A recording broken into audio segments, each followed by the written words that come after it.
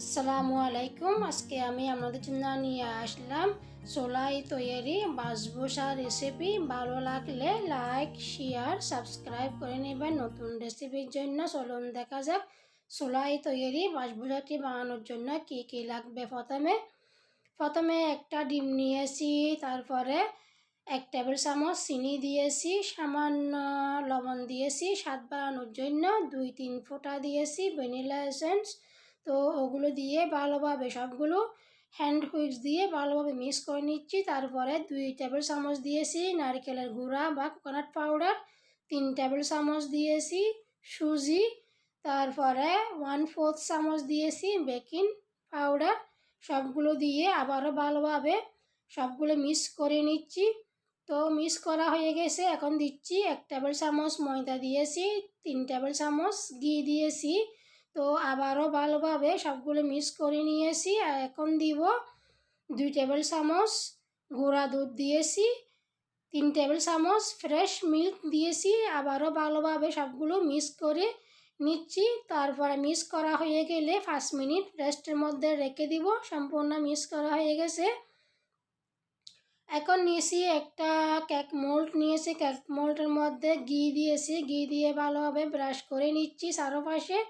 তো যে বাসবোসার ব্যাটার ওটা দিয়েছি একটু সেট হওয়ার জন্য ট্যাপ ট্যাপ করে নিচ্ছি। এইদিকে চুলার মধ্যে আমি একটা ফ্রাই প্যান 5 মিনিট হাই হিটের মধ্যে গরম করে নিয়েছি। তারপরে বাসবোসার কেক মোল্ডটা বসিয়ে দিয়েছি। তারপরে ডেকে দিচ্ছি, ডেকে কম আঁচের মধ্যে 5 মিনিট বেক করে নিব। আবার 5 মিনিট পরে 10 মিনিট মাঝারি আঁচের মধ্যে বেক করে নিব। তো সম্পূর্ণ 15 মিনিট লাগছে। দেখুন, চেক করে দেখতেছি কীরকম হয়েছে। একদম ভিতরে ছিদ্র হয়ে গেছে, জালি জালি হয়ে গেছে।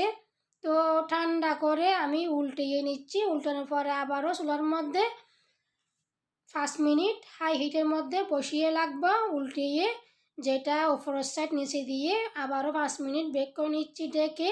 তো 5 মিনিট হয়ে গেলে আবারও উল্টিয়ে আবারও 5 মিনিট বেক করে নিব। এভাবে টোটাল 25 মিনিট লাগবে। তো সম্পূর্ণ হয়ে গেছে। আমি উল্টিয়ে প্লেটের মধ্যে নিয়ে আবারও বসিয়ে দিচ্ছি। তো এভাবে আপনারা একটু কড়া করে বেক করতে হবে বাসবোসার কেকটি। তো ওভেন থাকলে তো ওভেনের মধ্যে সব কিছু একেবারে হয়ে যায়, এত ঝামেলা করতে হয় না। তো যখন চুলার মধ্যে বানাবেন একটু এরকম করে বানাতে হবে, খুব সুন্দর একটা কালার আসতে হবে। তারপরে একটু কড়া করে বেক করতে হবে। তো সম্পূর্ণ হয়ে গেছে, ঠান্ডা করে নিয়েছি। এখন কেক মোল্ডের মধ্যে নিয়ে নিচ্ছি। এইদিকে একটা পাতিলের মধ্যে 3 টেবিল চামচ নিয়েছি চিনি, আর হাফ কাপ দিয়েছি পানি। একটা সুগার সিরাপ তৈরি করতে হবে সেজন্য। তো পানিগুলো সিদ্ধ হয়ে আসছে। এখন সামান্য পরিমাণ লবণ দিয়েছি।